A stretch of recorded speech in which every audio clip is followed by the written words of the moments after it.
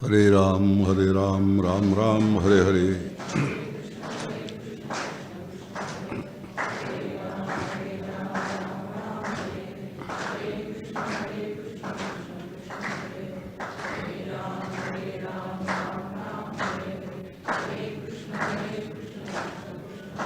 जय जय रघुवीर समर्थ। भेद निरसन द्वैत निरसन अशा तऱ्हेचा आपला विचार चालला आहे. हा एवढा विचार करण्याचं कारण आपण पाहिलं की जोपर्यंत भेद दिसतो किंवा जाणवतो, जोपर्यंत द्वैत भासतं किंवा जाणवतं कळतं, तोपर्यंत अनुकूल आणि प्रतिकूल असे विचार चालू राहतात. आणि जिथे अनुकूल प्रतिकूल विचार आहे तिथे अनुकूलाने सुख होतं, प्रतिकूलाने दुःख होतं. आणि असे अनुकूल आणि प्रतिकूल विचार जोपर्यंत चालू आहे तोपर्यंत सुखदुःखांचं जे द्वंद्व आहे ते सुखदुःखांचं द्वंद्व चालू राहतं. आणि जोपर्यंत द्वंद्वमय जीवन आहे तोपर्यंत त्याला पारमार्थिक जीवन म्हणता येत नाही. काही अशा गोष्टी फार चांगल्या बसवून घ्यायची आवश्यकता आहे. आपण श्रीगुरूंचं स्तवन करतो त्यामध्ये म्हटलेलं असतं द्वंद्वातीतम गगनसदृशम तत्त्वमस्यादिलक्षम असं त्यांच्याविषयी आपण बोलतो. तर श्रीगुरू द्वंद्वातीत असतात याचा अर्थ त्यांच्या ठिकाणी अनुकूल प्रतिकूल म्हणजे अनुकूलाने सुख प्रतिकूलाने दुःख अशा दोन्ही गोष्टी त्यांच्या ठिकाणी अस्तित्वात नसतात. आणि असे ते असतात म्हणून ते आनंदरूप असतात. आणि असं जीवन जगणं हे परमार्थाचं, ज्याला परमश्रेय परमध्येय म्हणतात, ते परमश्रेय किंवा परमध्येय हे अशा तऱ्हेचं आहे की ज्यामध्ये सुखदुःखे समय कृत्वा गीतामध्ये आपल्याला सांगितलेलं असतं. सुख आणि दुःख हे दोन्ही द्वंद्व आहेत. आणि ही दोन्ही द्वंद्व सारख्याच तोलामोलाची आहेत असं समजून, जसं सुख तसंच दुःख, जसं दुःख तसंच सुख. कारण सुख अनुभवाला येतं तेही आपल्यापेक्षा वेगळं असतं, दुःख अनुभवाला येतं तेही आपल्यापेक्षा वेगळं असतं. म्हणून जे जे अनुभवाला येतं ते आपल्यापेक्षा वेगळं असतं असा जर निर्णय एकदा पक्का बसला तर मग हे जे द्वैताचा निराश आहे हा द्वैताचा निराश करणं सोपं जातं. भेदाचा निराश आहे हा भेदाचा निराश करणं सोपं जातं. त्यासाठी एखादी युक्ती बघूया आपण. बऱ्याच जणांची युक्ती ऐकली असेल, पण युक्ती ऐकणं आणि युक्ती वापरणं या दोनमध्ये खूप फरक आहे. आम्ही ऐकतो खूप, पण वापरण्याची अडचण असते. सर्वात मोठी ती ऐकलेलं वापरण्याची अडचण असते. आणि ते एकदा वापरायला शिकणं त्याला साधन म्हणतात. जे आपण ऐकलेलं आहे ते वापरायला शिकणं याला साधना असं म्हणतात. तर आपल्या ज्या साधनेविषयी कल्पना आहे त्याला एक चांगला शब्द आहे ठोकळेबाज साधना. आणि ठोकळेबाज शब्दाचा अर्थ ठरलेली गोष्ट ठरलेल्या वेळा ठरलेल्या पद्धतीने करून टाकायची, हा जो हा भाग आहे. अर्धा तास सकाळी, अर्धा तास संध्याकाळी इत्यादी इत्यादी मी साधनेसाठी राखून ठेवलेले असतात. जणू काही कोणावर उपकार करतो असं कितीतरी विचार आहेत या बाबतीत. ते विचार थोडे समजून घेऊया आपण. तर एक गोष्ट सांगतो तुम्हाला. एक व्हीआरएस घेतलेला माणूस 48-50व्या वर्षी व्हीआरएस घेऊन टाकले. त्याला 3-4 हजार रुपये महिन्याला मिळायचा, पेन्शन मिळायचं. ते 1 तारखेला घेऊन यायचा तो घरामध्ये. त्याचा एक गुंड मुलगा होता. तो गुंड मुलगा त्या पेन्शनमधले 100 सगळे पेन्शन त्याच्याकडून काढून घ्यायचा आणि त्यातले 100 रुपये महिन्याला त्याला खर्चाला द्यायचा. कोणाला? आता ज्यांनी ते कमावून आणले 3000 रुपये त्याला महिन्याला खर्चाला हा 100 रुपये द्यायचा. तसेच आम्ही गुंड आहोत का एवढा विचार करायला हरकत नाही. असं आहे, काल नावाचं तत्त्व सगळं त्याचं आहे. कालावर पूर्ण त्याची सत्ता आहे. काल त्याच्या मालकीचा आहे. आणि असा काल त्याच्या मालकीचा असताना त्यातली 10-10 मिनटं मी सकाळ संध्याकाळ त्याला देतो, त्यावेळेला तो गुंड आणि आपण यात काही फारसा फरक राहत नाही. असं कुठेतरी गडबड आहे. आमची जी साधना पद्धती आहे त्या साधनेमध्ये कुठेतरी गडबड आहे, गफलत आहे. आणि ही गडबड आणि गफलत जोपर्यंत आम्हाला नीट समजत नाही तोपर्यंत आम्ही आमच्या कल्पनेप्रमाणे आमच्या मताप्रमाणे साधना करत राहतो. आणि अशी साधना जी आहे ती फलद्रूप होण्याची, यशस्वी होण्याची शक्यता फार कमी असते. म्हणून सातत्याने साधना करत राहणं, साधनेला सातत्यपूर्ण असणं, साधना सहज होणं, साधना हा आपला सेकंड नेचर होणं. आता काही वेळा इंग्लिशमध्ये बोलावं लागतं म्हणजे कळतं असं म्हणतात. साधना आपला सेकंड नेचर झाला पाहिजे. आणि सेकंड नेचर झाला की मग त्या साधनेला जो बहर येतो तो बहर उतरत नाही कधीसुद्धा. कायमचा तो बहर शिल्लक राहतो जोपर्यंत ती साधना करणं आवश्यक आहे तोपर्यंत. आणि मग साध्य होता साधनेचा ठाव नाही. आपल्या दासबोधात शेवटी तसं लिहिलेलं आहे. आता हे जे आहे यासंबंधी एक वाक्य आपल्यासमोर ठेवतो मुद्दाम, आणि ते वाक्य जर नीट समजलं तर मग बऱ्याच गोष्टींचा आपल्याला लोटगळ होतो. आणि मग अनुकूल प्रतिकूल जो विचार आहे, त्या अनुकूल प्रतिकूलातून होणारं जे सुखदुःख आहे, ते सुखदुःख जे मला होतं असं मला वाटतं, मी सुखी मी दुःखी असं वाटतं, त्यावेळेला मग आनंदमय जीवन जे आहे, हा आनंदमय जीवन जगण्याची व्यवस्थाच कोलमडून पडते. म्हणून केव्हा तरी सुख आहे, केव्हा तरी दुःख आहे, आणि त्यात जास्त वाटणे कशी आहे ते आपल्याला ठाऊक आहे. सुख पाहता जवा पडे, दुःख पर्वता एवढे, अशा तऱ्हेची वाटणी आहे. ही तरी वाटणी खरी आहे का? कित्येक जण मला असा प्रश्न विचारतात, आम्ही जेवढे दुःखी आहोत असं तुम्ही म्हणता तेवढे आम्ही दुःखी नाही, उगीच आमच्या गळ्यात दुःख का बांधता सारखं, तुम्ही दुःखी आहात, तुम्ही दुःखी आहात, तुम्ही दुःखी आहात, असा एक विचार आहे. असे खूप विचार असतात. प्रामाणिकपणे प्रश्न विचारणारे लोक असतात, त्यांना यथार्थ उत्तरं मिळाली तर मग त्यांचंही समाधान होऊन जातं, आणि मग त्यांना जे करायला पाहिजे ते करतात. मुद्दा एकच आहे की आम्ही दुःखी आहोत असं तुम्ही म्हणता, तुम्ही समजता तेवढे आम्ही दुःखी नाही.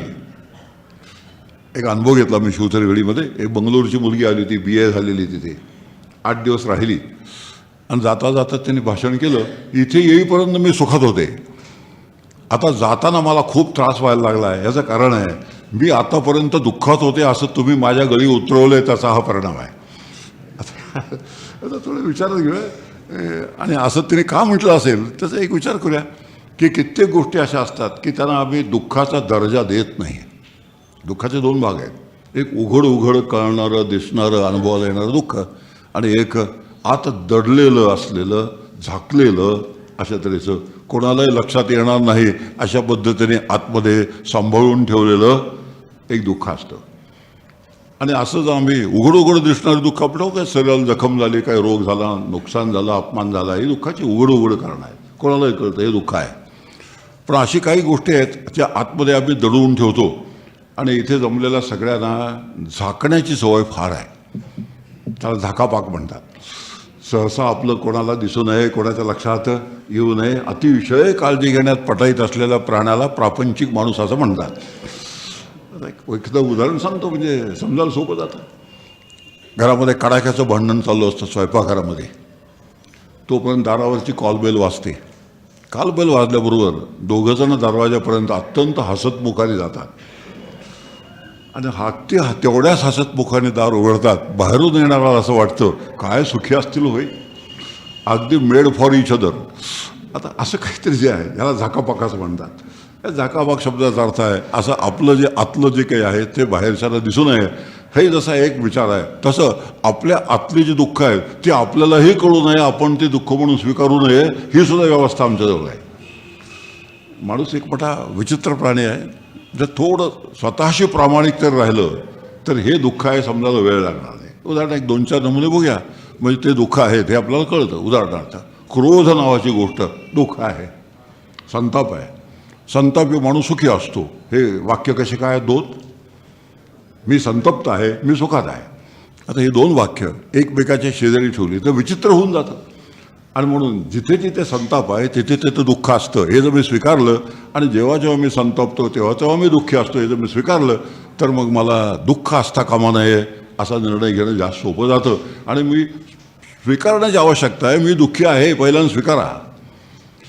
मी दुःखी आहे असं स्वीकारल्यानंतर मला दुःख नको हे दुसऱ्यांदा स्वीकारा. मग मला सुख पाहिजे हे तिसऱ्यांदा स्वीकारा. आणि नुसतं सुख पाहिजे असं नव्हे, मला सुखरूप व्हायचं आहे हे 4थ्यांदा स्वीकारा. अशी मजल आहे. मी दुःखी आहे पहिलं, मला दुःखी राहायचं नाही दुसरं, मला सुखी व्हायचं आहे तिसरं, आणि मला सुखरूप व्हायचं आहे 4थं. अशा टप्प्याने आपण जर प्रवास केला तर मग हा परमार्थाचा प्रवास करावासा वाटतो, पुरेसं मोटिवेशन होऊन जातं, आणि मग गोडी वाटते त्याच्यामध्ये. आणि अशी गोडी वाटली की मग परमार्थ जसा होतो तो वेगळाच परमार्थ असतो, त्याची दर्जा वेगळा, त्याची उंची वेगळी. म्हणून क्रोध नावाची गोष्ट आहे, जिथे क्रोध आहे तिथे दुःख आहे हे आम्ही स्वीकारलं पाहिजे. आणि मला जर संताप येत असेल वरच्या थोड्या कारणाने, तर मी दुःखी आहे हे स्वीकारलं पाहिजे. आता जो संतप्त मनुष्य आहे तो स्वतःला दुःखी समजतो का? आम्ही स्वतःला दुःखी समजत नाही, कारण संताप हा आमचा कसा आहे जीवनाचा एक अविभाज्य घटक असल्यासारखा मी मानतो. आणि तसं मानलं की आम्ही दुःखी आहोत हे आम्ही स्वीकारतच नाही. मत्सर नावाची दुसरी गोष्ट आहे. मत्सर, मी मत्सराने जळतो, मी सुखात आहे. पुन्हा 2 वाक्य कशी वाटली? अशी शेजारी शेजारी वाक्य ठेवत आपण गेलो की आपल्याला कळतं अशा अनेक गोष्टी आहेत आणि अशा एक गोष्टीने आपलं अंतःकरण जर भरलेलं असेल तर आपण आपल्याला लक्षात घ्यायला हरकत नाही, आपण आपल्याला ओळखायला हरकत नाही. मी दुःखी आहे हे आधी स्वीकारलं पाहिजे. मी मत्सराने जळतो आणि मी सुखात आहे, हे वाक्य जमतं का? एका धरणावर मी गेलो होतो. त्या धरणावर एक रोड रोलर ठेवलेला होता, रोड रोलर. त्या त्या रोड रोलरच्या मालकाने कौतुकाने नाव दिलं होतं त्याला, रोड रोलरला, प्रशांत एक्सप्रेस. मला फार विचित्र वाटतं की रोड रोलर आधी शांत, त्यात तो प्रशांत आणि एक्सप्रेस. आता हे जितकं विचित्र आहे, त्या रोड रोलरला प्रशांत एक्सप्रेस नाव देणं हे जितकं विचित्र आहे तितकंच मी संतप्त आहे, मी सुखात आहे. मी मत्सराने जळतो, मी सुखात आहे. ही 2 वाक्य शेजारी ठेवली तर त्या रोड रोलरच्या नावासारखं होऊन जातं. म्हणून स्वीकारण्याची गोष्ट पहिल्यांदा दुसऱ्याला सांगू नका मी दुःखात आहे, कारण झाकापाक करण्याचे आपल्याला काय आहे. कधी व्यवहारात मनुष्य भेटला का हो कसं काय, अगदी छान. काय छान असतं विचारलं तर काही छान नसतं. प्रामाणिक उत्तर द्यायचं झालं तर काहीच छान नसतं. तरीसुद्धा आम्ही आपलं उत्तर देऊन मोकळं होतो आमचं छान आहे म्हणून. आणि असं जेव्हा आम्ही स्वतःला फसवतो माझं सगळं छान आहे, त्यावेळेला अस्सल परमार्थाची साधना करणं आम्ही शक्यच नाही आहे. आम्ही जे करू ते जुजबी असं वरवरचं असं काहीतरी असणार आहे. म्हणून मत्सर जर असेल तर मी सुखी असणार नाही आहे. आतमध्ये जर सूडाच्या भावना असतील, यांना त्या कारणाने सूड घ्यावा असं वाटत असेल तर सूड ज्याला घ्यावासा वाटतो तो माणूस सुखात असणं शक्य नाही. मत्सरी माणूस सुखात असणं शक्य नाही. जो द्वेष करतो तो सुखात असणं शक्य नाही. कोणाचा ते तिरस्कार करतो तो माणूस सुखात असणं शक्य नाही. म्हणून हे जे सगळे आहेत गोष्टी, त्या गोष्टी जर आपल्यामध्ये असतील तर मी दुःखी आहे हे स्वीकारायला अडचण पडत नाही. आणि असं एकदा स्वीकारलं आणि मग हे मला असता कामा नाही हे जर स्वीकारलं तर पुढचा प्रवास करायला मदत होते. आणि स्वीकारलंच नाही मग मात्र कठीण पडतं. आणि म्हणून सुख आणि दुःख या 2 प्रतिक्रिया आहेत आणि या प्रतिक्रिया एक अनुकूल आहे, एक प्रतिकूल आहे. आणि जे अनुकूल असतं ते माझ्याहून वेगळं असतं, जे प्रतिकूल असतं तेही माझ्याहून वेगळं असतं. आता आला मुद्दा, आपला मूळ मुद्दा आला. जे माझ्याहून वेगळं असतं त्याला भेद असं म्हणतात. जे माझ्याहून वेगळं असतं त्याला द्वैत असं म्हणतात. द्वैताच्या अनेक छटा आहेत. जसं जीव आणि ईश्वर यांचा भेद आहे, ईश्वर आणि ब्रह्म यांचा भेद आहे, जीव आणि जड यांचा भेद आहे. असे 6 प्रकार शास्त्राने सांगितले. ते आपण सोडून देऊया. सोडून का द्यायचं? आम्हाला एक सवय लागलेली असते.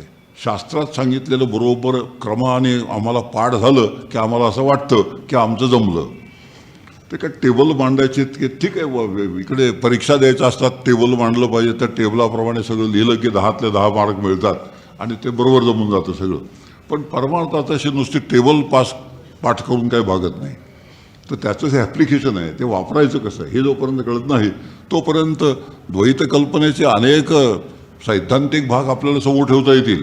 पण ते सैद्धांतिक भाग समोर ठेवण्याच्या अगोदर दैनंदिन जीवनामध्ये जे द्वैत असतं, आपल्या अनुभवाला येणारं द्वैत, त्या द्वैतातून आपली सुटका कशी करून घ्यायची आणि मग त्यात येणारा जो सुखदुःखांचा भाग आहे तो टाळायचा कसा, या संबंधी आपल्याला काही विचार करता येईल. आणि त्या विचारासाठी एक वाक्य आपल्यासमोर ठेवतो. सोपं वाक्य आहे, पण किती सोपं असलं तरी सुद्धा दुसऱ्या दिवशी विचारलं तर पुन्हा पंचायत होऊन जाते, असा माझा गेल्या 40 वर्षाचा अनुभव आहे. खूप बुद्धिमान लोक असतात, पण इतके बुद्धिमान असले तरी ते वाक्य लक्षात राहत नाही. बाकीचं सगळं लक्षात राहतं. Physics, chemistry, biology, botany, mathematics सगळं लक्षात राहतं, पण हे वाक्य लक्षात राहत नाही. आणि हे वाक्य लक्षात राहत नाही याचं एक कारण आहे, त्याची गरज नसते. साधी गोष्ट आहे, त्याची गरज नसते. वाक्य सोपं आहे. जे माझं आहे ते मी नाही, असं एक वाक्य आहे. जे माझं आहे ते मी नाही. आता दुसऱ्या दिवशी विचारलं मी काय सांगितलं, सगळं देवाचं आहे, हे त्याचं उत्तर मिळालं. ते हे खरं आहे. ते ऐकलेलं असतं, सगळं देवाचं आहे, माझं काहीच नाही असं ऐकलेलं असतं, तेच पुन्हा रिपीट होऊन जातं. पण मी स्पेसिफिक वाक्य काल असं सांगितलं होतं, जे माझं आहे ते मी नाही. हे जर थोडं वाक्य आहे ते थोडं वाक्य वापरून बघूया. आणि ते वाक्य वापरल्यानंतर, त्या वाक्याचा उपयोग केल्यानंतर ते वाक्य आम्हाला कुठपर्यंत घेऊन जातं त्याचा अंदाज करूया. आणि तो अंदाज आल्यानंतर द्वैतातून अद्वैताकडचा प्रवास कसा होतो भेदातून अभेदाकडचा प्रवास कसा होतो ते आपल्या लक्षात यायला सोपं राहील. एका शिक्षकाने वर्गामध्ये मुंगूस नावाचं एक वाक्य सांगितलं. मुंगूस. दुसऱ्या दिवशी त्याने विचारलं, काल मी काय सांगितलं? एकाने उत्तर दिलं सुमुंग, दुसरा म्हणाला गुम्मूस, तिसरा म्हणाला मुसुंग, पण मुंगूस म्हणायला कोणी तयार नाही. आता असं काहीतरी होत जातं विचित्र. आणि याचं कारण आहे ते लक्षात राहायची गरज नसते. असं होऊ नये या दृष्टीने वाक्य आहे, जे माझं आहे ते मी नाही. आता थोडं लांबून सुरुवात करूया. परवडणाऱ्याकडून न परवडणाऱ्याकडे यायचं. परमार्थामध्ये जे परवडतं तिथून सुरुवात करायची आणि हळूहळू न परवडणाऱ्याकडे प्रवास करायचा. असा परमार्थ सुखाचा होतो. ह्या पद्धतीने परमार्थ केला सुखाचा होतो. उदाहरणार्थ, घर जर माझं असेल तर मी घर नाही. आता समजायला काय अवघड नाही. घर माझं आहे, मी घर नाही. मी बदलू शकतो, रंग लावू शकतो, दुरुस्त करू शकतो, दुर्लक्ष करू शकतो, काय वाटेल तर करू शकतो, कारण ते माझं आहे आणि ते माझ्याहून भिन्न आहे, माझ्यापेक्षा वेगळं आहे. त्याच्यातून माझ्यात भेद आहे, त्याच्यात माझ्यात द्वैत आहे. आपली भाषा आता भेदाची आणि द्वैताची चालली आहे, म्हणून ती आपण जुळवून घेऊया. थोडं जवळ यायचं. शर्ट माझा आहे म्हणून मी शर्ट नाही. समजायला सोपं आहे. बदलू शकतो, इस्त्री करू शकतो, चुरगळलेला घालू शकतो, हा घालू शकतो, तो घालू शकतो, इत्यादी इत्यादी. आणखीन थोडं जवळ यायचं. अशी कल्पना करा, सकाळी 6 पासून संध्याकाळी 6 पर्यंत अतिशय कष्टाचं काम केलं दिवसभर. अतिशय कष्ट झाले, शरीर ठणकायला लागलं. आता शरीर ठणकायला लागल्यानंतर माझं वाक्य असं आहे, माझं शरीर ठणकतं.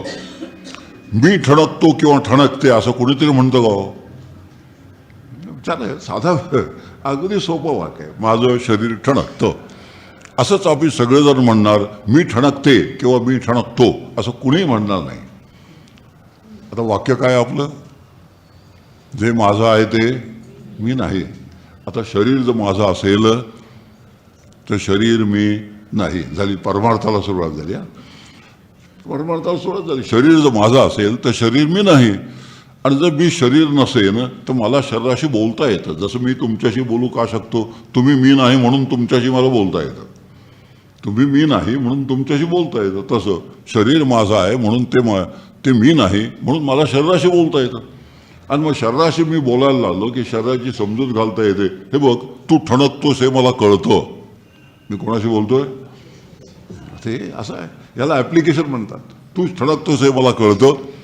तुला मी गरम पाण्याची आंघोळ घालतो, रात्रभर विश्रांती देतो, व्यवस्थित जेव खा पी, रात्रभर झोप हवी ते एक ॲस्पिरिनची तुला गोळी देतो, उद्या सकाळपर्यंत तुला बरं वाटेल. हे कोणाशी बोलतोय मी? आता झाली सुरुवात. भेद निरसन. आता आपण त्याला म्हणतो भेदाचा निराश करायला आपल्याला सुरुवात झाली. नाही, असं भेदाचा मग शरीर माईक आहे वगैरे वगैरे ते जे भाग आहेत ते आपण सैद्धांतिक भाग बरोबरही आहेत. ते त्याचा दुसऱ्या पद्धतीने आपण विचार करू शकतो. शरीर माईक कसं आहे, शरीर पंचभौतिक कसं आहे, अष्टधा प्रकृतीचं कसं आहे आणि ते आत्म्यावर अध्यस्त कसं आहे वगैरे वगैरे. हे फार सटल विचार झाले, शास्त्रीय विचार झाले. पण त्या शास्त्रीय विचाराच्या अगोदर अशा पद्धतीचा विचार करून सुद्धा आपण स्वतः देह तादात्म्यातून थोडं बाजूला व्हायला शिकू शकतो. आणि असं शिकायला लागलो, ज्या अर्थी शरीर माझं आहे त्या अर्थी शरीर मी नाही असं एकदा ठरलं की मग शरीराशी जसं बोलता येतं. एक वाक्य झालं, माझं शरीर ठणकतं.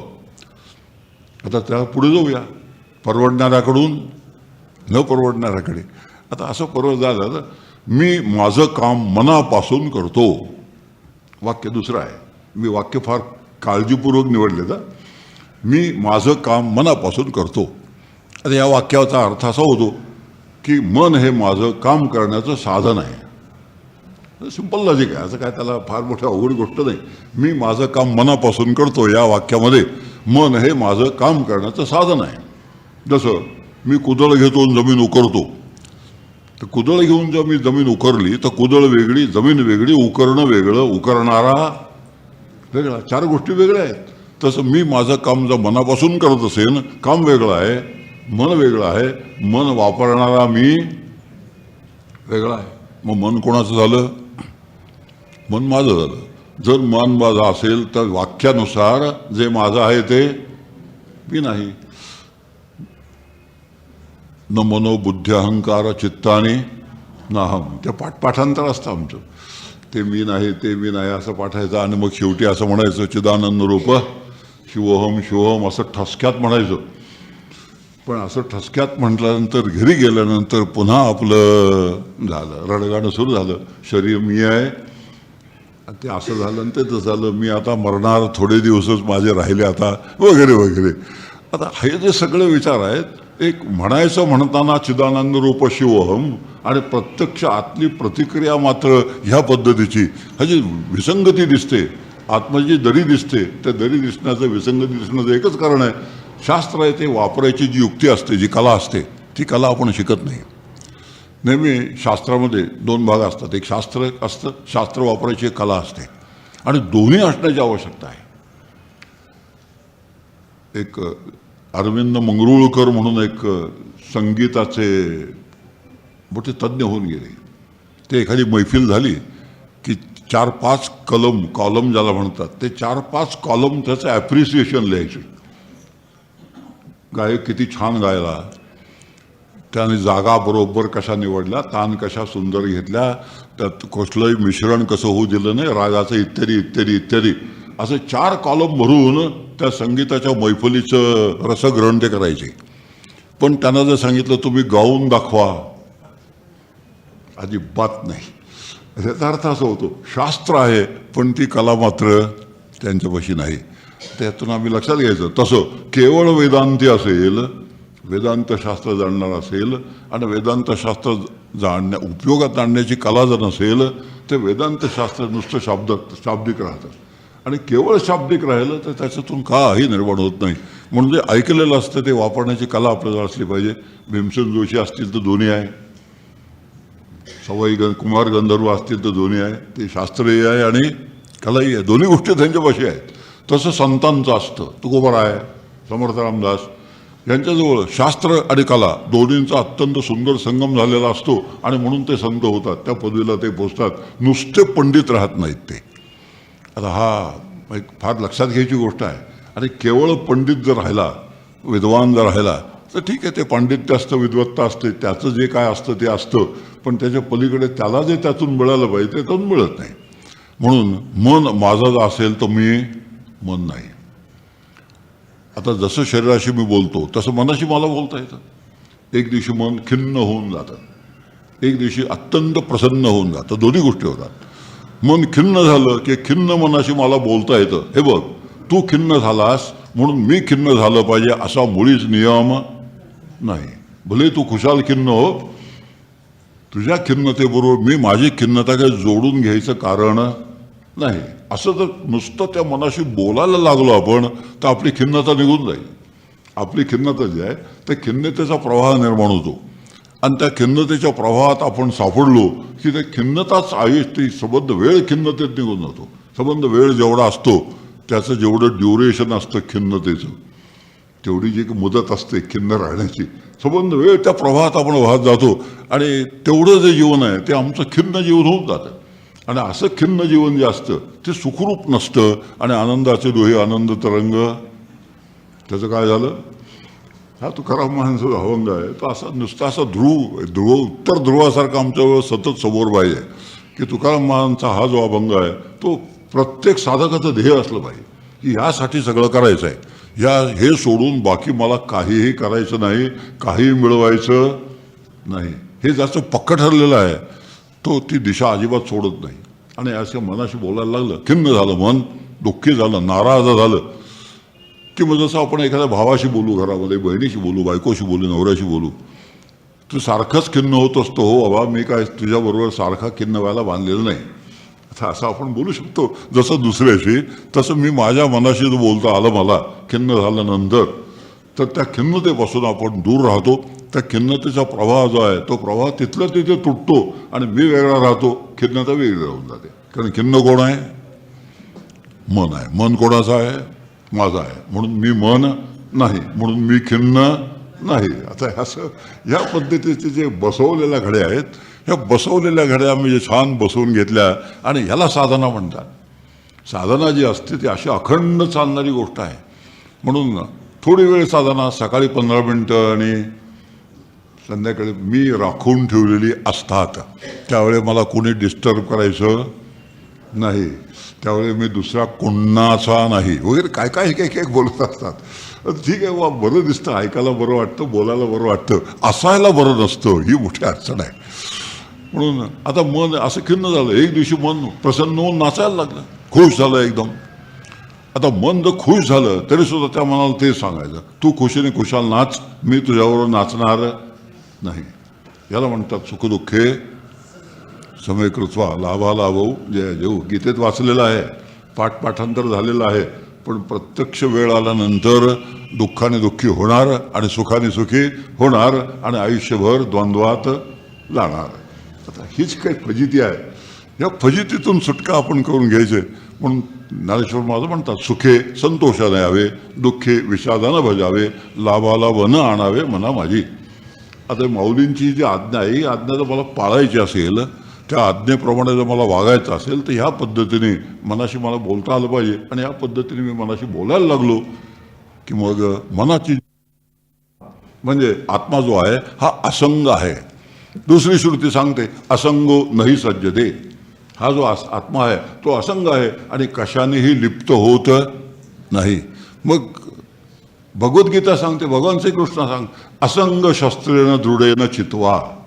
मग आता एक एक कसे एक एक हळूहळू बरोबर ते सगळे काय म्हणतात नाही, पूर्वी ते खिळे जुळवत असत टायपिंग करताना किंवा ते प्रिंटिंग करताना खिळे जुळवायचं असतात. एक एक खिळा जुळवत गेला ते शब्द तयार होतो. अगदी तसं आहे. एक एक शास्त्राचं बरोबर बसवत गेलं तर एक साधना पद्धती तयार होते. आणि मग तुकाराम महाराज म्हणतात, न करी रे संग राही रे निश्चळ, लागून येदी बळ ममतेचा. झाली एक असंग साधना पद्धती तयार झाली. आणि अशी असंग साधना पद्धती जर बरोबर बसून घेतली आणि ती आतमध्ये जर शिल्लक राहिली कायम दिवसभर, आणि राहिली म्हणजे ठेवली, अत्यंत फसवे शब्द असतात. काय ते काय काय साधना होत नाही हो नीट. आता होत नाही असं जो म्हणतो एक नंबरचा खोटारडा असतो. आता होत नाही शब्दाचा अर्थ करत नाही असा त्याचा अर्थ आहे. म्हणून होत नाही हा शब्दप्रयोग जो साधक करतो त्या साधकाच्याकडून काही होण्याची शक्यता नाही आहे. होत नाही, मी करत नाही, मी त्यासंबंधी जागा असत नाही, जागरूक असत नाही. आणि जागरूक नसल्यामुळे साधना जशी व्हायला पाहिजे तशी होत नाही. आणि अशी अखंड साधना जर चालू असेल सातत्याने, तर ती साधना बरं ती इतकी सहज असते, इतकी सोपी असते, त्या साधनेला कष्ट पण नाही आहेत काही. हे वैचारिक साधना आहे. ऐशी विचाराची कामे उगा भ्रमणे भ्रमे. समर्थ म्हणतात, आचार्य तेच म्हणतात, वस्तुसिद्धीर विचारेण न कश्चित कर्म कुठेही. शंकराचार्य म्हणतात वस्तुसिद्धी शब्दाचा अर्थ मी आत्मा आहे असा जो अनुभव आहे त्याला वस्तुसिद्धी असं म्हणतात. वस्तुसिद्धी म्हणजे नेमकं काय? वस्तू म्हणजे आत्मा म्हणजे ब्रह्म, त्याची सिद्धी शब्दाचा अर्थ त्याची सिद्धी मी नाही करायची, ते नित्यसिद्ध आहे, त्या असल्या भानगडीत नाही पडायचं. वस्तुसिद्धी शब्दाचा अर्थ असा होतो, तो आत्मा मी आहे असा अनुभव येणं याला वस्तुसिद्धी म्हणतात. आता ही वस्तुसिद्धी कशाने होते? विचारेणं. विचाराने वस्तुसिद्धी होते. न कश्चित कर्म कुठेही. तुम्ही कोट्यावधी कर्म करा त्याने वस्तुसिद्धी होणार नाही. असे ठाम सिद्धांत आपल्या समोर शास्त्रकारांनी ठेवलेले आहेत. आणि आम्हाला तर काहीतरी केल्याशिवाय चैन पडत नाही. आता आमचे फार अत्यंत काय ते म्हणतात ना, ते उत्तर ध्रुव आणि दक्षिण ध्रुव त्यासारखी आमची परिस्थिती असते. आम्हाला सगळ्यांना काहीतरी कृती करायला आवडते. पिंपळाला 1000 फेऱ्या घालायला सांगा, घालू. 16 सोमवार 16 वेळा करायला सांगा, करू. दर श्रावणात सत्यनारायण करायला सांगा, अगदी अवश्य करू. जिकडे तिकडे जास्त दरवर्षी आज बद्रीनाथला गेले, उद्या केदारनाथला गेले, उद्या रामेश्वरला गेले. तिसऱ्यांदा आम्ही दरवर्षी गेल्याशिवाय कधी राहत नाही. वरती काही वाटेल ते झालं तरी चालेल, पण आम्ही ते केल्याशिवाय सोडत नाही. आता हे सगळंच हे प्रकरण आहे. या सगळ्या प्रमाणे अत्यंत कृतिशीलता आहे. आणि ही जी कृतिशीलता आहे ही एका हद्दीपर्यंत उपयोगी आहे असं नाही. ह्यातले निरुपयोगी आहे असं कोणीच म्हणणार नाही. पण त्याचा जो उपयोग आहे त्याला एक मूल्य आहे, तर त्याची ती मर्यादा आहे. त्या मर्यादेपलीकडे तिथून आपल्याला काही मिळत नाही हे लक्षात राहिलं जर, तर आम्ही त्या खटपटीत पडणार नाही. आणि म्हणून वस्तुशुद्ध विचार येणं, आणि विचार जो आहे तो शास्त्रशुद्ध पद्धतीनेच झाला पाहिजे. आणि शास्त्रशुद्ध पद्धतीने विचार करायचा असेल, शास्त्र समजावून घेतलं पाहिजे. ते शास्त्र समजावून देणारा शरण गेलं पाहिजे. तद्वेदी प्रणिपातेनं परिप्रश्न सेवाया उपदेक्षन्ते ते ज्ञानम ज्ञानेन तत्वदर्शना असं त्या भगवद्गीतेत त्या कृष्णाने त्या कुरुक्षेत्रात त्या वेळेला सांगितलेलं आहे. किती गोष्टी झाल्या? त्या कृष्णाने त्या कुरुक्षेत्रात त्या अर्जुनाला त्या द्वापारयुगाच्या शेवटी असं सांगितलेलं आहे. मी त्याच्यापासून अत्यंत लांब आहे. असं जेव्हा आम्ही हे सगळं लांब ठेवतो आमच्यापासून, तेव्हा त्यातून काही निर्माण होण्याची शक्यता नसते. आपला विचार चाललाय मन माझं आहे म्हणून मन मी नाही. मन नाचू लागलं, नाच बाबा. फुगडी घालायला कमीत कमी किती लोक लागतात? 2 तरी पाहिजे. त्याने हात असा केला तरी आम्हाला हात नाही धरायचा, नाच तुला पाहिजे तेवढं. किती वेळ घालेल एकटा फुगडी, कंटाळून जाईल, बसून जाईल स्वस्त. अशा पद्धतीने आम्ही जो विचार केला तर ते मनाची जी नाराजी आहे किंवा मनाची जी प्रसन्नता आहे त्या दोन्हीपासून आम्ही अलग राहतो. आणि आत्मरूप जो मी आहे तो नित्य प्रसन्न आहे, नित्य आनंदरूप आहे, नित्य शांत आहे. त्यामुळे त्याला प्रसन्न ठेवण्याची गरज नसते.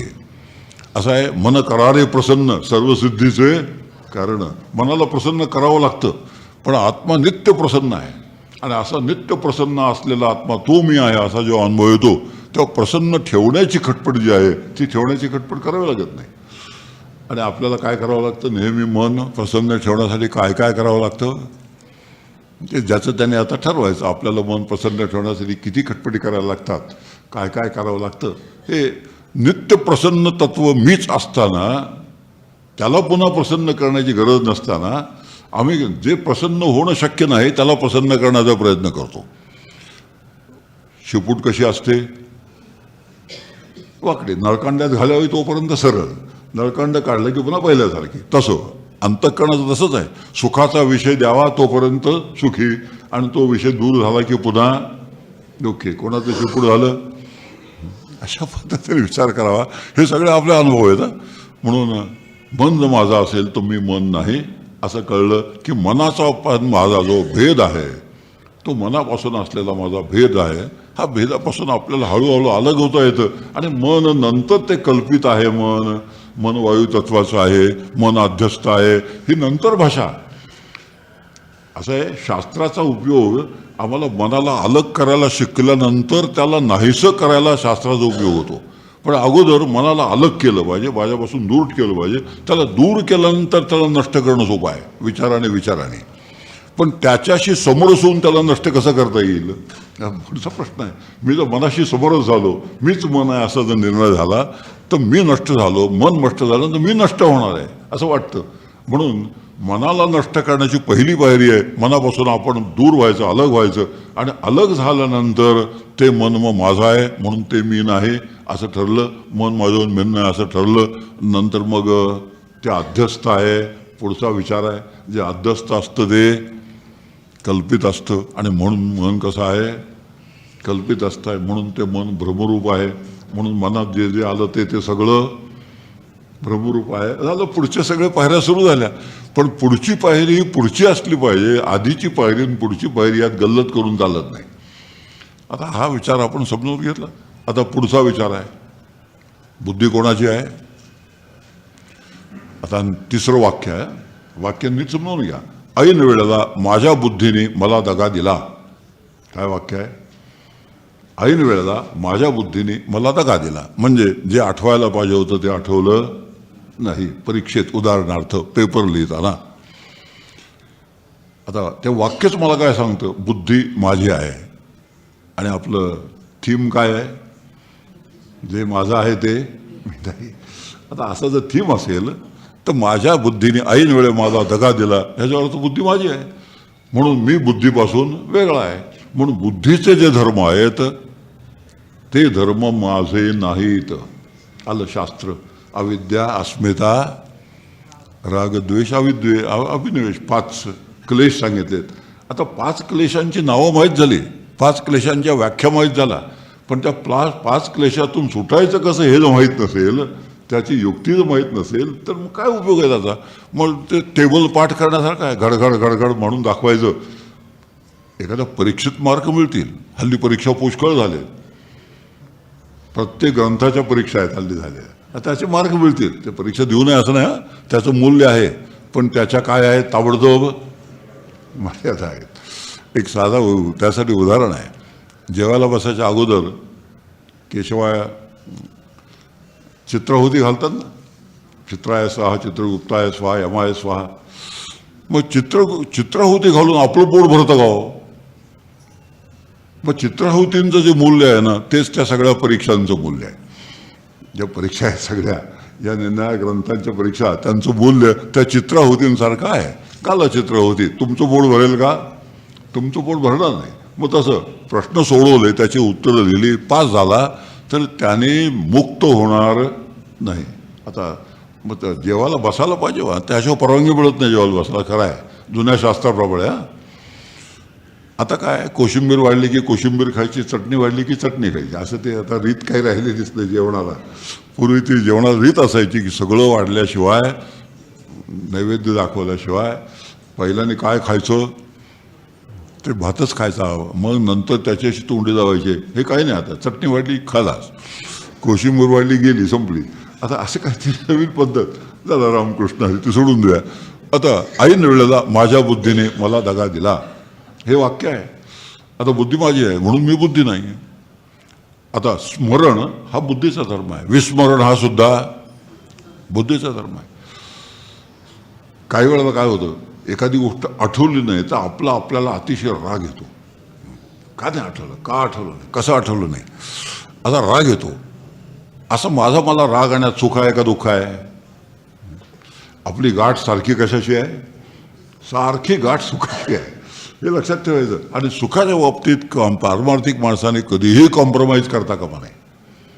मी दुःखी आहे आणि मी पारमार्थिक आहे, हे दोन शब्द अत्यंत विचित्रच आहेत. मी खिन्न आहे, मी पारमार्थिक आहे, मी संतप्त आहे, मी पारमार्थिक आहे, मी मत्सरी आहे, मी पारमार्थिक आहे, हे दोन शब्दयोजना अत्यंत विपरीत शब्दयोजना आहेत. म्हणून अजिबात चुकून सुखाची कॉम्प्रोमाइज नाही. सुख ज्याने बिघडेल अशी एकही गोष्ट मी स्वीकारणार नाही, असा आतमध्ये पक्का निर्णय पाहिजे. आणि असा निर्णय असेल तर आठवण झाली रामकृष्ण हरी, नाही आठवण झाली रामकृष्ण हरी. कारण आठवण कोणाला व्हायचे, मला व्हायचे का बुद्धीला व्हायचे? आता आधी आता इथे आली पंचायत. माझ्या घरातली गोष्ट नेहमी सांगत असतो मी. माझ्याकडे एकदा 80 वर्षाचे एक ग्रस्त मुक्कामाला होते. 80 वर्षाचे. रात्री 2 वाजता ते माझ्या खोलीत आले आणि मला तरी गदगदा हलवून उठवलं.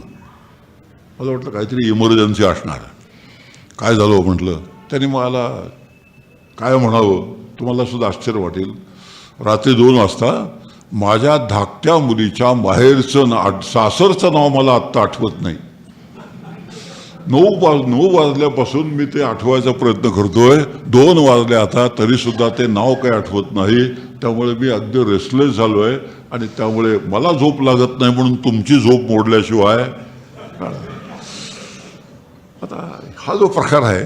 आता काय एवढे रेस्टलेस झाले व त्या बुद्धीला मला समजावून सांगता आलं पाहिजे तुला नाही आठवलं नाही हे बरं नाही, उद्या चांगलं आठवून ठेवा, सकाळपर्यंत आठवून ठेव. आता नसेल आठवत तर चांगलं संस्कार करून घे, कारण संस्काराने आठवतं.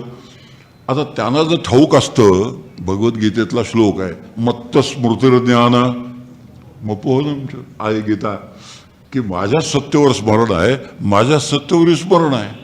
तर स्मरण झालं तरी माझ्या सत्तेवर, विस्मरण झालं तरी माझ्या सत्तेवर. ज्याची सत्ता असते तो त्यापासून वेगळा असतो. आता असं जर लक्षात आलं तर विस्मरण झालं बजावता येतं, असं पुन्हा होता कामा नाही. कोणाला सांगतोय आता इथेच ते गंमत आहे सगळी. त्या बुद्धीची मला बोलायचं आहे असं पुन्हा नाही होता कामा. आणि स्मरण झालं छान छान असंच चालू ठेवू. आता हे मला बुद्धीला असं मला बुद्धीशी बोलता आलं तर दोन्हीपासून मी अलग होतो. आणि दोन्हीपासून अलग झाल्यानंतर जेव्हा बुद्धी माझ्यापासून भिन्न होते तेव्हा मग ती अग्नितत्वाची आहे, सत्वगुणाची आहे. जे जे ते गुणात्मक असतं ते मिथ्या असतं, जे जे पंचभौतिक असतं ते मिथ्या असतं. हे नंतरचा विषय आहे सगळा. जे पंचभौतिक असतं त्रिगुणात्मक अध्यस्थ असतं. अध्यस्थाला अधिष्ठानाशिवाय सत्ता नाही. अध्यस्थ अधिष्ठान रूप असतं. पुष्कळ वाक्य सांगता येतात. आता हे सगळे वाक्य कसे आहेत माहिती आहे? ज्यांना काही कळत नाही ना त्यांना भारावून टाकायला हे वाक्य फार उपयोगी पडतात. त्यामुळे वेदांतात एक मजा असते मोठी. वेदांतात वक्त्यावरही काही जबाबदारी नाही आणि श्रोत्यावरही काही जबाबदारी नाही. दोन्ही आनंदात राहतात, त्याला वेदांत म्हणतात. असं ते काहीतरी आहे. मग महाराजाने काय छान सांगितलं, काय छान सांगितलं. ते लोक खुश असतात छान सांगितलं म्हणून, सांगणारा खुश असतो, त्याला पाकिट मिळालेलं असतं. आता हा जो कारभार आहे या क्षेत्रातला, या कारभारातून कुठेतरी आपण सोडून स्वतःची सोडवण करून घ्यायची असेल, हा विचार जो आहे शास्त्र सांगतं त्याप्रमाणे, त्या शास्त्राने सांगितल्यानुसार विचार करणं आपलं काम असतं. म्हणून बुद्धी माझी आहे म्हणून मी बुद्धी नाही. आता त्याच्या पुढचं आलं, अवघड गोष्ट आहे फार. न परवडणं, आपलं काय सुरुवातीला परवडण्याकडून न परवडण्याकडे मजल आहे. मी माझ्या प्राणाची शपथ घेऊन खरं सांगतो. काय वाक्य आहे? मी माझ्या प्राणाची शपथ घेऊन खरं सांगतो. प्राणाशपथ खरं सांगेन असं म्हणतात. आता प्राण कोणाचे? माझे. जर प्राण माझे असतील तर मी प्राण नाही. मग जर प्राण मी नसेन, प्राणापासून मी वेगळा असेन, तर प्राण गेले तरी मी आहे, प्राण असले तरी मी आहे. म्हणून प्राण जायला हरकत.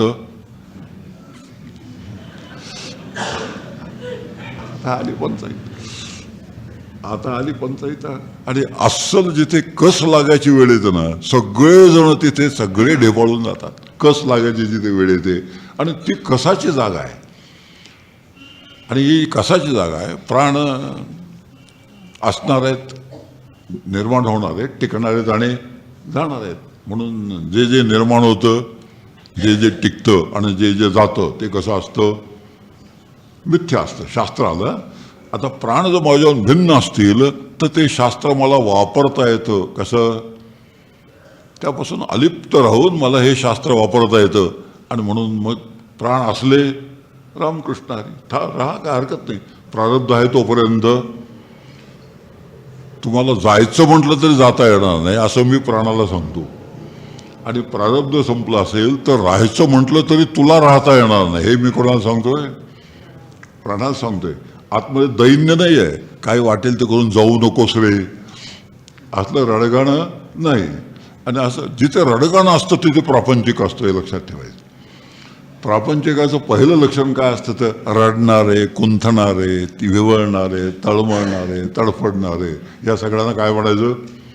या सगळ्यांना प्रापंचिक म्हणतात.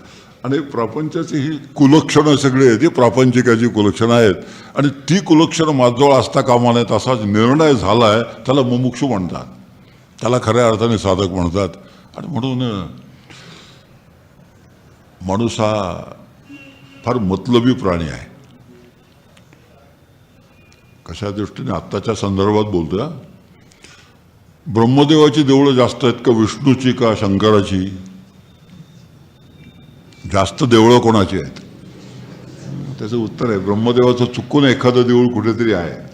विष्णूची भरपूर आहेत आणि शंकराची पण भरपूर आहेत.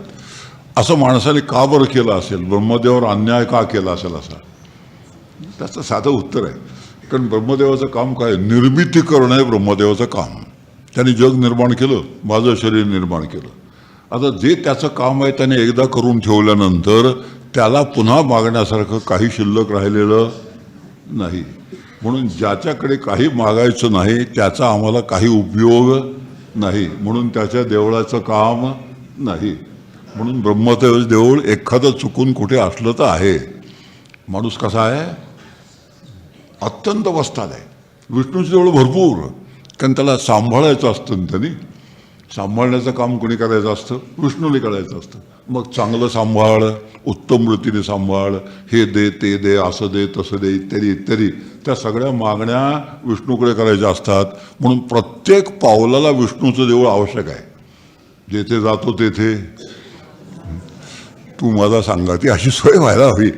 म्हणून विष्णूची देवळं भरपूर आहेत. शंकराचं काम आहे नेण्याचं.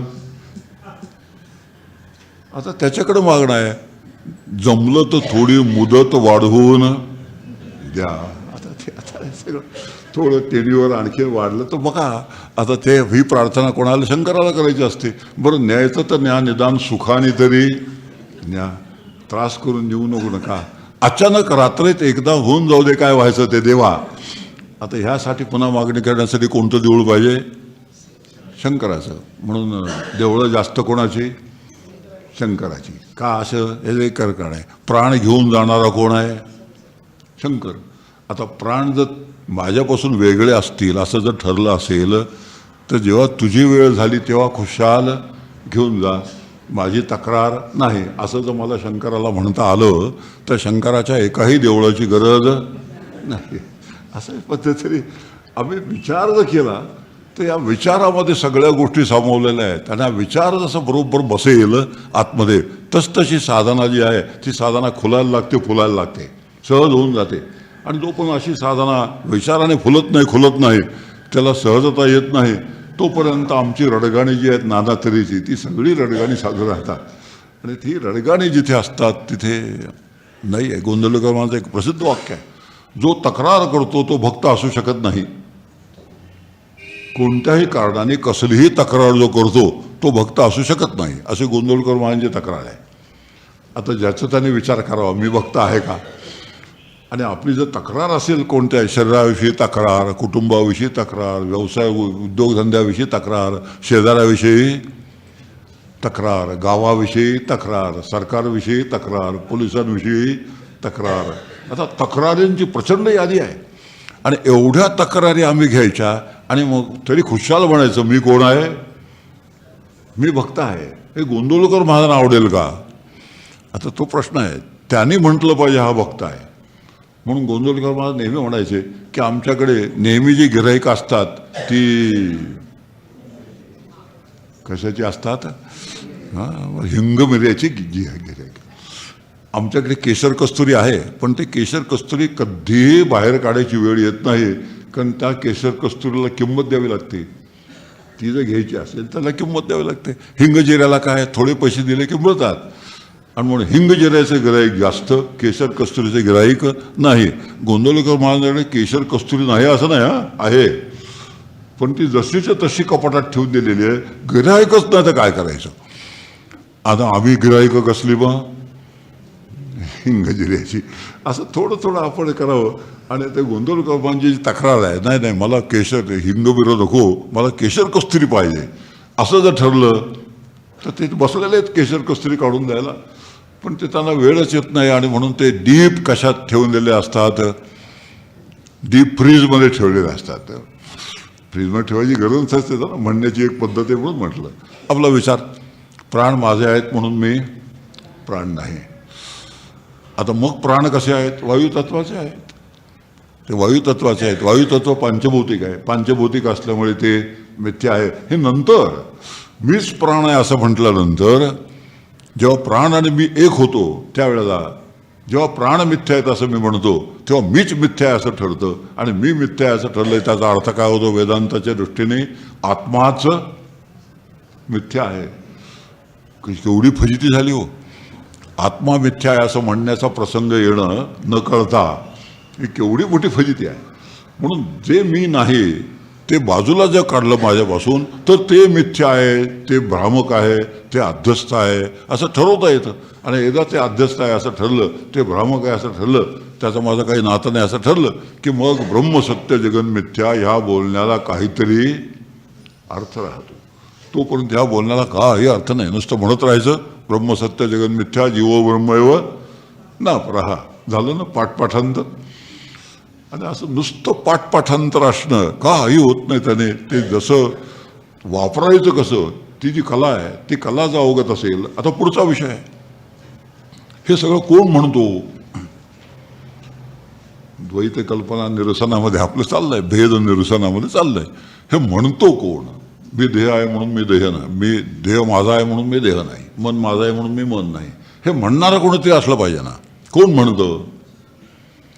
एवढा बारीक विचार करायचा नसतो. का करायचा नसतो? परवडत नाही. काय परवडतं? टी व्हीवरची सिरियल परवडते. रोज उद्या काय होणार, उद्या काय होणार, पुढच्या एपिसोडमध्ये काय होणार. तुम्ही वाचा धुमसत, काय होणार त्या लेखकाने आधीच ठरवलेलं असतं काय होणार.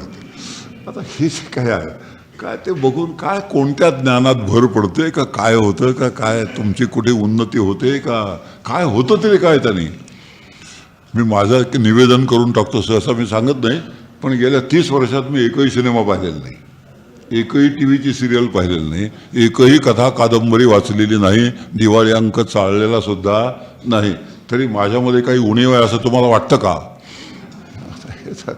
आता माझ्यात जर काही उणीव नसेल, याने माझं कुठे जर माझ्या व्यक्तिमत्वाचा विकास झालेला नसेल वगैरे वगैरे काय, तर मग तसं तुमचंही व्हायचं कारण नाही. पण आता अशा पद्धतीने वेळ जेव्हा आमचा खर्च होतो त्यावेळेला अनेक कचरा आपण डोक्यात भरतो, आणि असा कचरा डोक्यात भरला की जे डोक्यात भरायला पाहिजे ते भरता येत नाही, जे भरण्याचा काय उपयोग नाही ते भरल्याशिवाय राहत नाही. असं मोठी तक्रार आहे परमार्थाच्या दृष्टीने की इथे आम्ही सगळ्या जमलेल्या लोकांनी आमच्या अंतःकरणाची धर्मशाळा केलेली असते. जुन्या धर्मशाळा त्यांचं स्वरूप असं असायचं, कुणीही यावं, कितीही दिवस मुक्काम ठोकावा, वाटेल तेवढा कचरा करावा आणि त्याला पाहिजे तेव्हा निघून जावं, याला काय म्हणायचं? त्याला धर्मशाळा म्हणायचं. तसं कोणत्याही विचाराने आत यावं, अंतःकरणामध्ये कितीही वेळ ठाण मांडून बसावं, आत गोंधळ घालावा आणि त्याला पाहिजे तेव्हा निघून जावं, असं जेव्हा आमचं असतं तेव्हा आमचं अंतःकरण काय झालेलं असतं? धर्मशाळा. आता देव धर्मशाळेत बसेल का देव्हाऱ्यात बसेल? आता तो येईल कुठे? तो धर्मशाळेत येईल का देव्हाऱ्यात येईल? असं साधे प्रश्न आम्ही विचार केलं तर आपलं एक जबाबदारी आपली येऊन राहते की आपल्या अंतःकरणाची धर्मशाळा असता कामा नये, त्याचा देव्हारा व्हावा. आणि देव्हारा व्हायचा असेल तर त्यासाठी जे करावं लागतं, स्वच्छ ठेवावं लागतो, सुगंधी सुंदर द्रव्य तिथे ठेवावे लागतात, ती आपली जबाबदारी आहे. आणि ती जबाबदारी मी पार पाडली तर तिथे आपोआप देव येऊन बसतो. हे सुद्धा नुसतं म्हणणं आहे, तिथे असतोच. जाऊ द्या, ते आणखीन पुढचं शास्त्र आहे, ते आपण शास्त्र सोडून देऊया. आपला विचार चाललाय, हे म्हणतो कोण? त्याचं उत्तर आहे, आत्मा हे म्हणत असेल का? शरीर माझं आहे म्हणून मी शरीर नाही असं आत्मा म्हणेल का?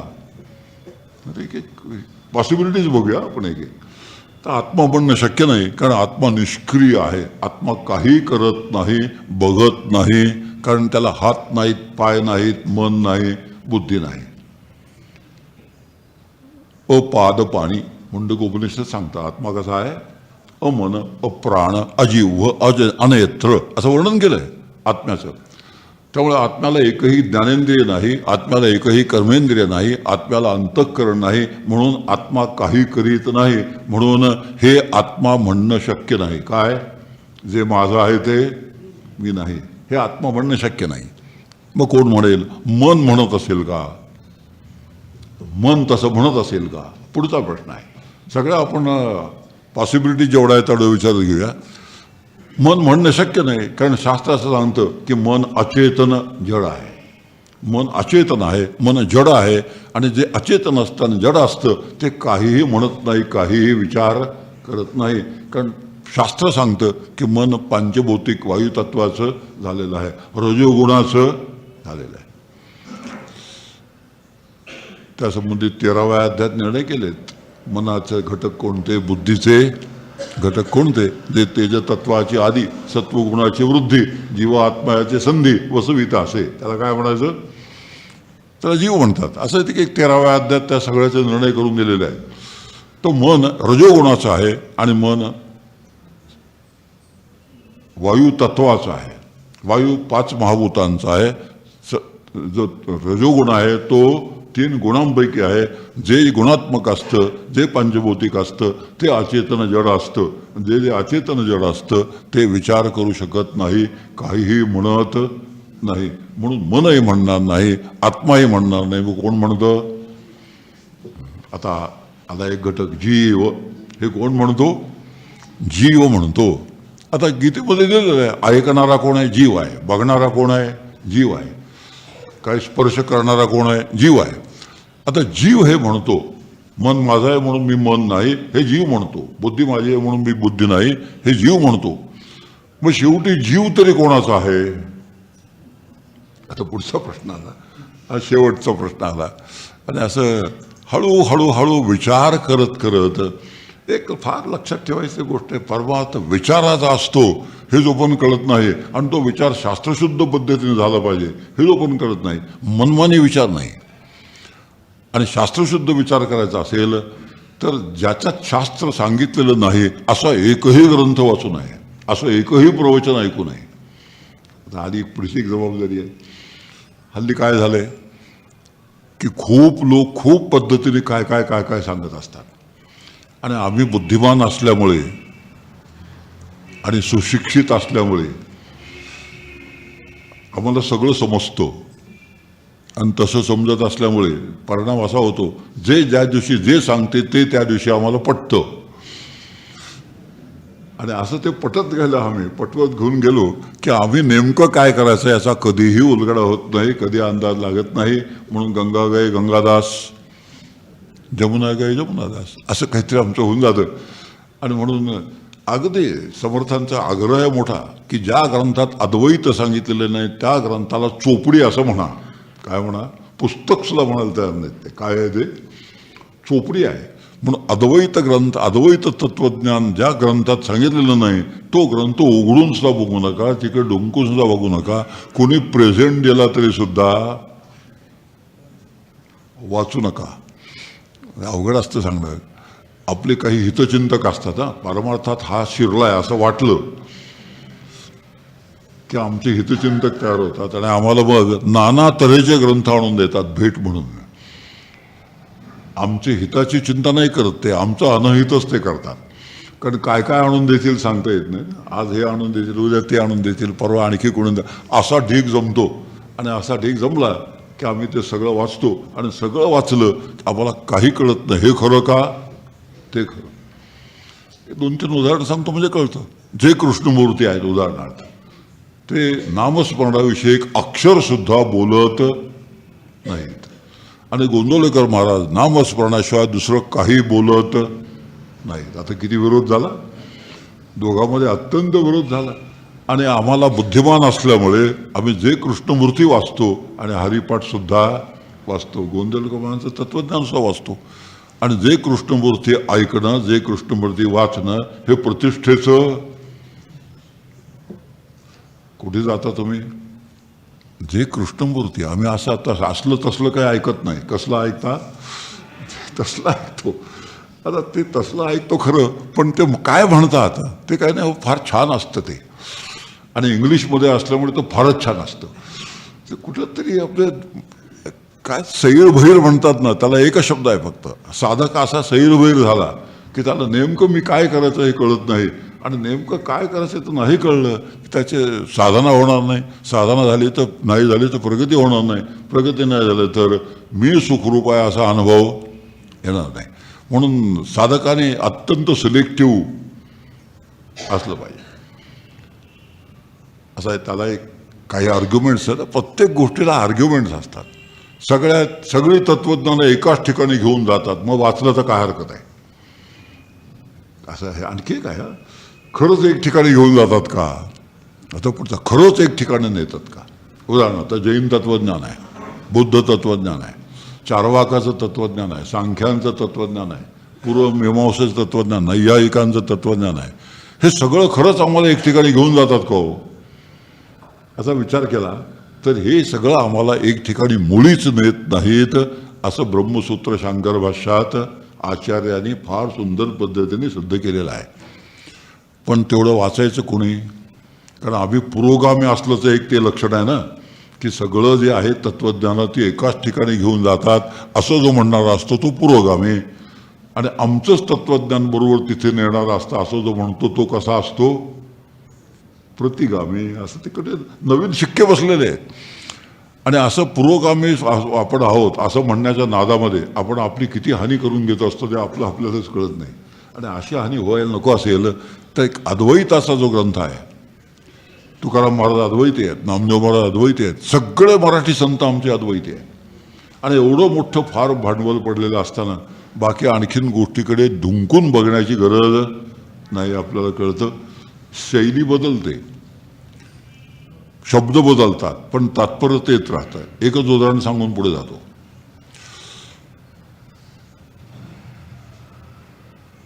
जे कृष्णमूर्तींचं एक वाक्य आहे की वर्तमानात राहा. काय वाक्य आहे?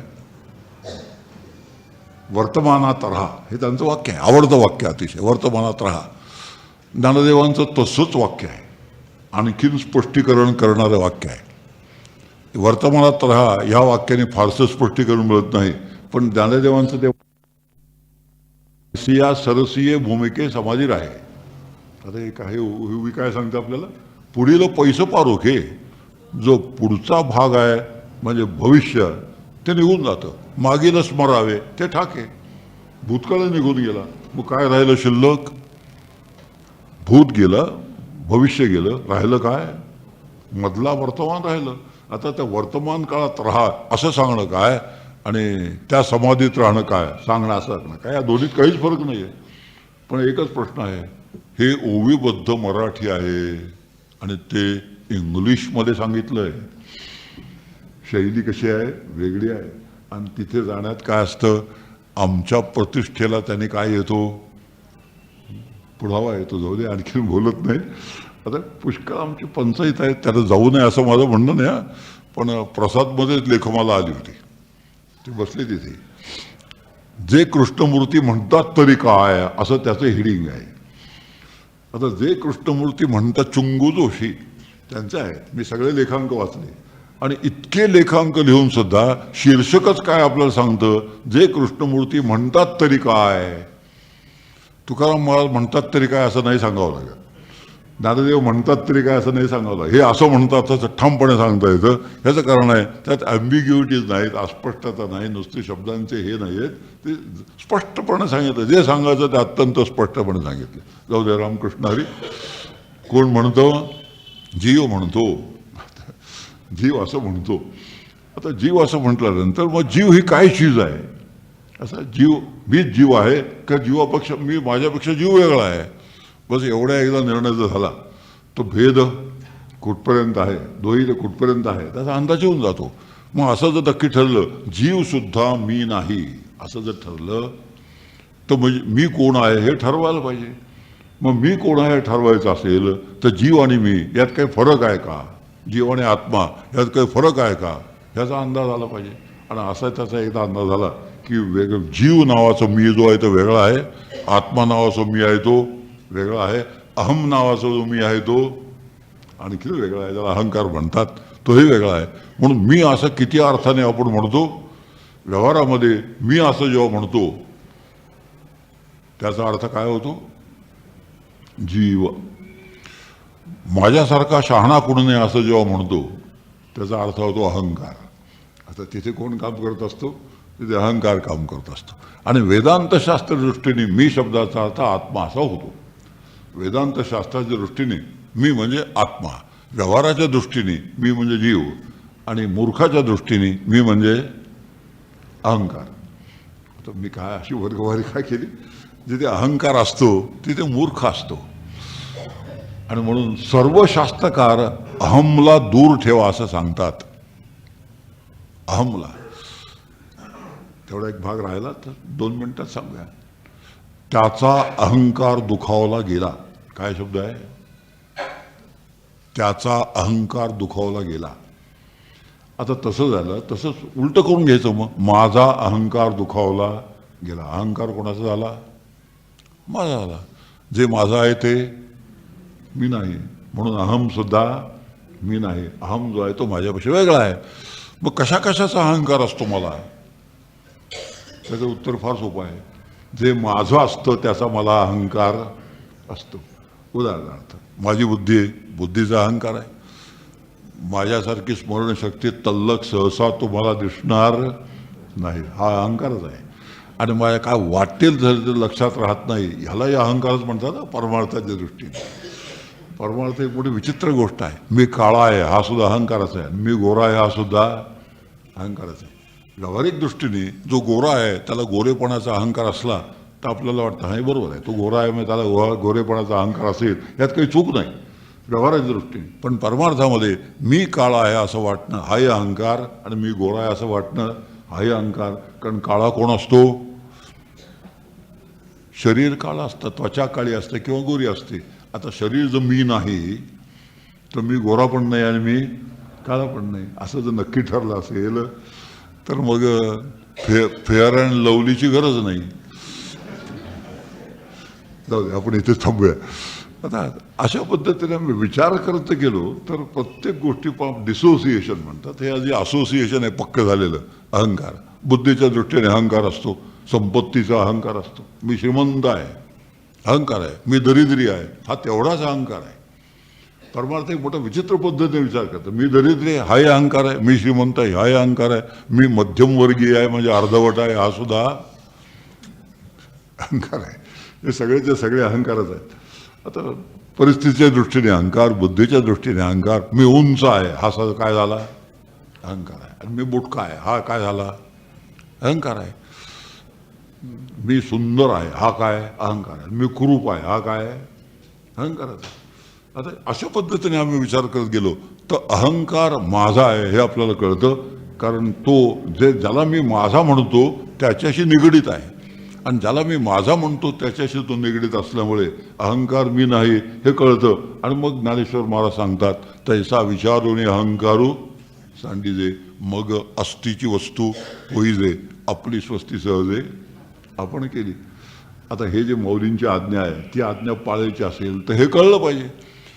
संतांच्या शास्त्राच्या आज्ञा पाळायच्या असतील तर शास्त्राबरोबर शास्त्र वापरण्याची कलासुद्धा आपल्याला असली पाहिजे.